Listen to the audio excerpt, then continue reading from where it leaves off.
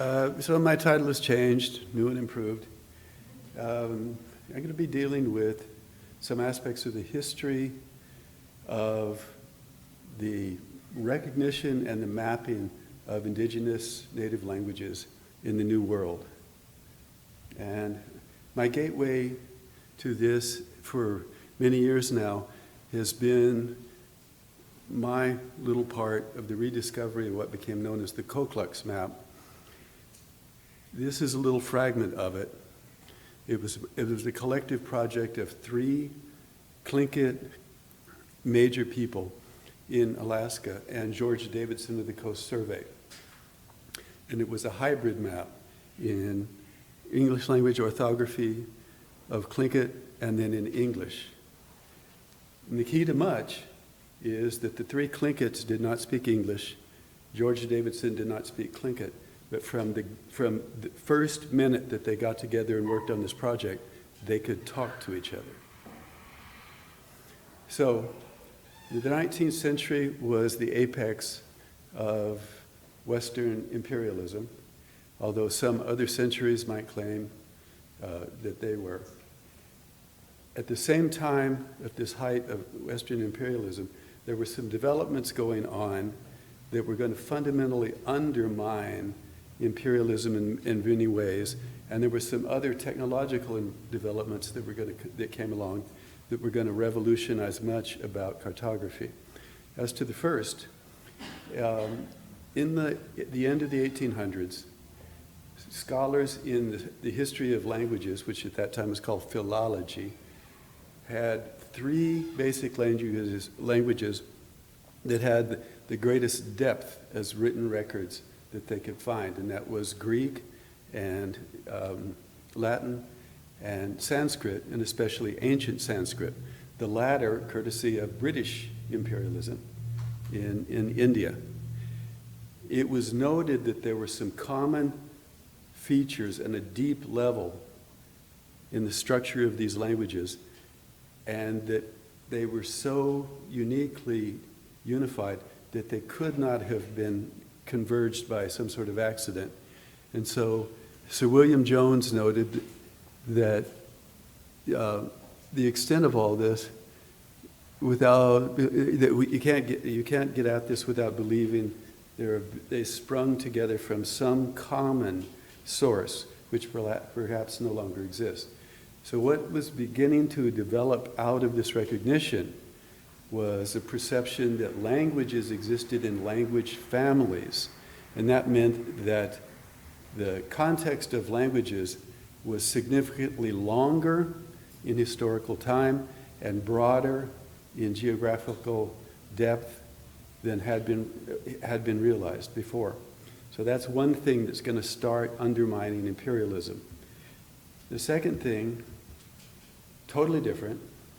In 1875, Alois Sennefelder invented lithography, printing on stone. And this is a beautiful monument to him that's in Berlin. The cherub on the left, as a lithographer, is writing Sennefelder's name with a grease pencil on the prepared lithographic stone. The cherub on the right is holding up a concave mirror, so that if you were able to leap across that fence and look at the mirror, you would see that wrong reading name of the first cherub would be mirrored and would become right reading. If you substituted a piece of paper laid on ink up against the lithographic stone, you would get the same thing. This is the essence of lithography. In the case of the now renaming discipline from philology to a much more rigorous science called linguistics, in the case of linguistics, in the case of printing, there are still some major, major problems, especially concerning phonetics, how words are spelled and pronounced and how you translate that into graphic media. And there's agency all over the place on these issues. This is not at all a story of white people figuring this stuff out. For example, this is Sequoia, about 1820, He, as a Cherokee who spoke Cherokee, got frustrated that there was no written language for Cherokee, so he just invented one. And what he's pointing to is not an alphabet, because alphabet are graphic symbols for specific letters. It is a syllabary, 80 graphic symbols for syllables that work perfectly well for the Cherokee language. In short order, the Cherokee literacy in Cherokee was much higher than English literacy in English for the surrounding settlers where Cherokees lived at the time in Tennessee and Kentucky. Things were going well, and then Andrew Jackson came along and things changed quite a bit. So, with all this as context, I'm going to be talking about the original, more linguistic perception and mapping of the native languages along the western coast of North America. And the story begins in 1841 in Oregon, when Oregon had a much broader geographic meaning than it presently has. In 1841, a very unusual scientific expedition of the U.S. government called the United States Exploring Expedition, or the XX, came to the Pacific Northwest. They had a fleet of ships. They had one person only who was an ethnographer and who was also the linguist, and that man was Horatio Hale. Hale elicited all kinds of information and made this map that was published a few years later as a lithograph, of course. This is the only image of Horatio Hale that exists from way later when he was a mature man, but that's appropriate because he's going to come back into the story later. Hale had great talent in linguistics. As a student at Harvard, he demonstrated that the Cherokee, living in Tennessee and Kentucky, spoke a language that was clearly a member of the Iroquoian language family from the area that's now upstate New York and the Great Lakes. When he was in the Pacific Northwest, he encountered the major meta-language of the region, of the Pacific Coast. And he wrote the very first dictionary, English to Chinook. Now what Chinook means, a specific Indian tribe used to live and still lives on both banks of the lower Columbia River, the Chinook. There was a meta-language to the outside. In English, it was called Chinook jargon. Inside, if you were within it, it was Chinook Wawa. Wawa was communication, speaking, but also communication in other ways.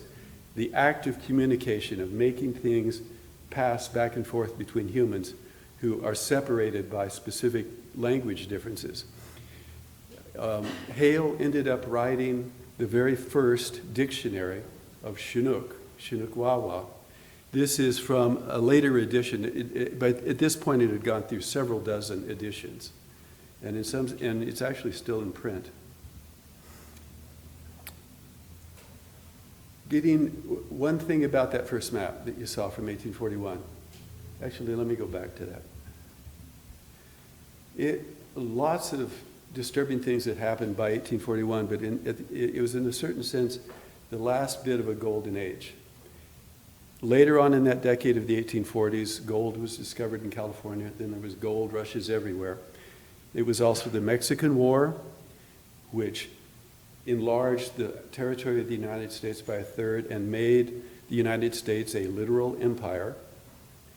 In the 1850s, there was the Crimean War in Europe that had devastating consequences for the imperial kingdom of Russia. In the 1850s in the Pacific Northwest were the so-called Indian Wars, which really came down to white settlers and army dragoons harassing and killing as many Indians as possible. Then there was the Civil War. In the aftermath of the Civil War,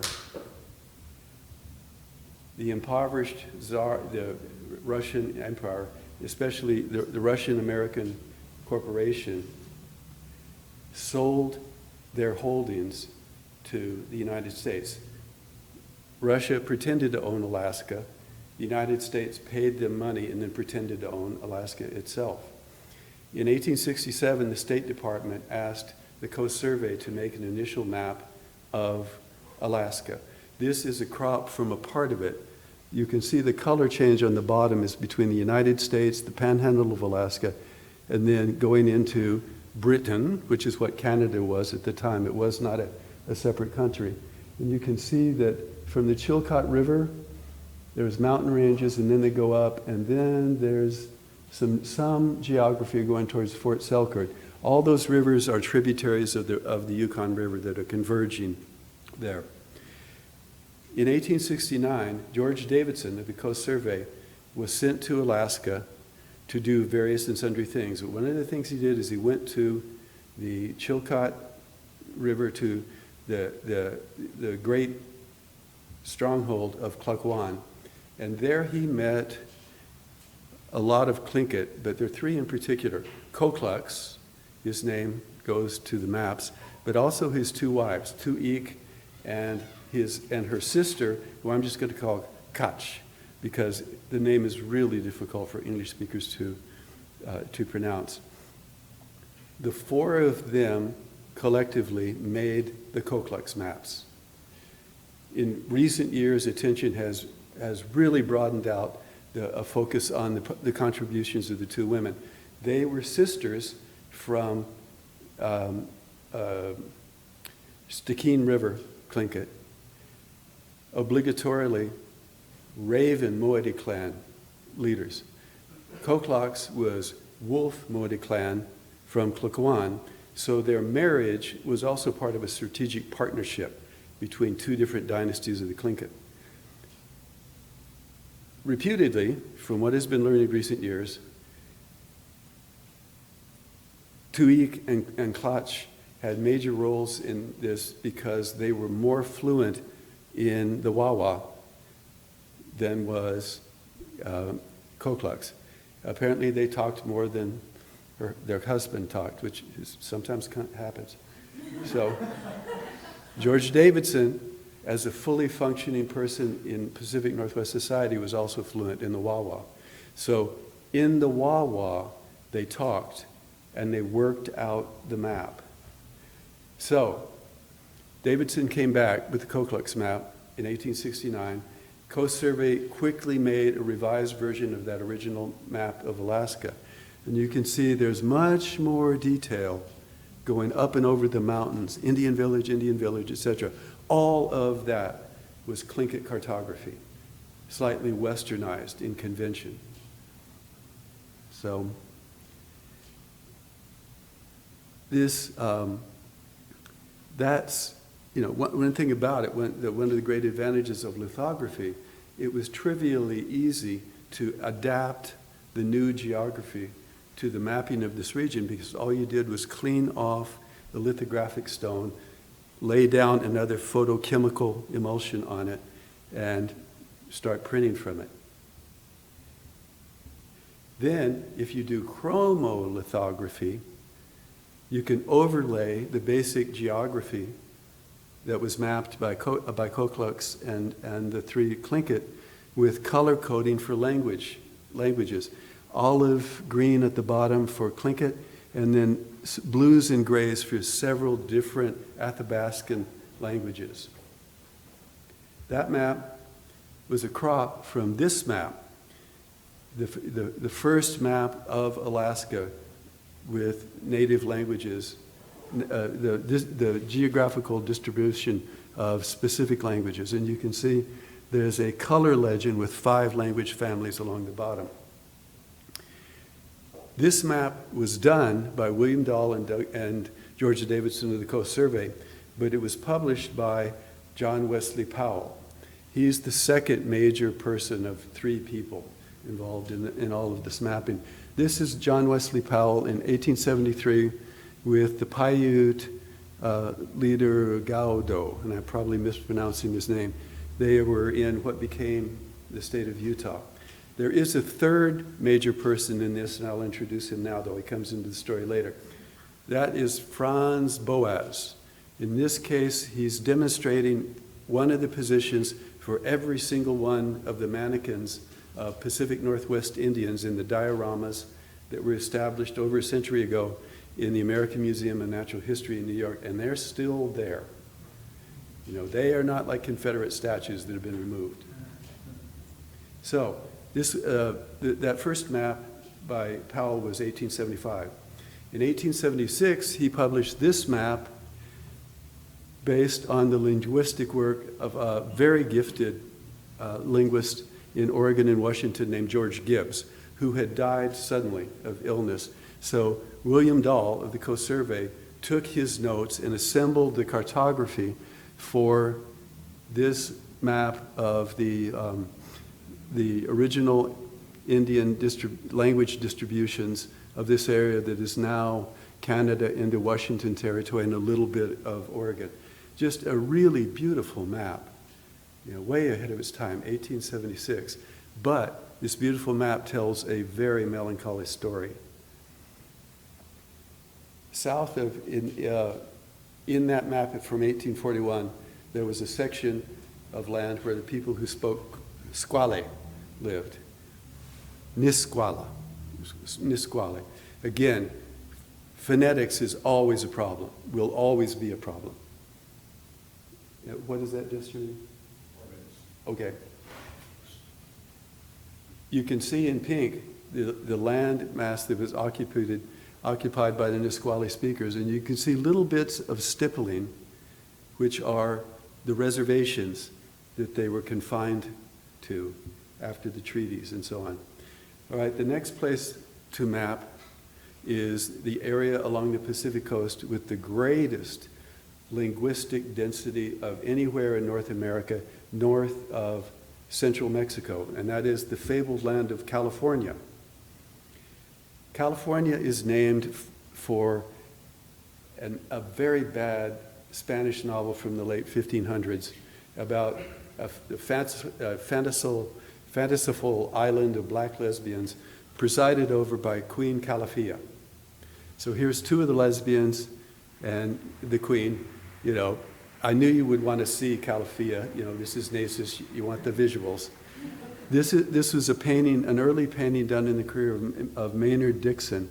Calafia is holding the fatal nugget of gold in her hands, the source of great shame and sorrow and misery to the actual inhabitants of the real California, who are represented in this map.